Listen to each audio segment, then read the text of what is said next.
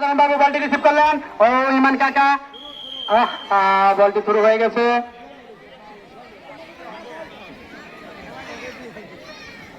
আবারও কি সুন্দর, এই যে ইমান কাকা বল মেরে দিয়েছে, মাঠ চলে গেছে বলের বাইরে। ও সরি, বল চলে গেছে মাঠে। ও কি সুন্দর ভাবে ফিরিয়ে দিয়েছেন। রেফারি বাসি দল করেছে, মনে হয় কোনো প্রবলেম হয়েছে। ও ডিসকাস্টিং, আমরা বারবার লক্ষ্য করতে পারতেছি বাদল সাহেবের হাতে হ্যান্ডবল হইতেছে। বাদল সাহেব অত্যন্ত খুব সুন্দর খেলতেছেন।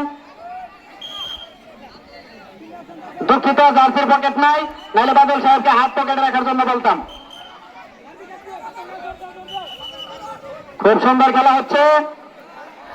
আমি বুঝতে পারলাম না আমার এমবাপ্পি কাকা আমাদের বাড়ি কেন চলে গেল। এই যে আমাদের আরেকজন সিংহ উঠে গেছে, জনাব মোহাম্মদ আলকাস আলী। আলকাস কাকা মাঠে উঠে গেছে। খুব সুন্দর, উভয় দলে খুব সুন্দর খেলতেছেন। আলম মামু, ফানশট, বাদল সাহেব, খুব টান টান খেলা চলছে। বল চলে গেল আবারও, এবং হারুন সাহেবের দল এক গোল, দিদার সাহেবের দল এক গোলে এগিয়ে আছেন।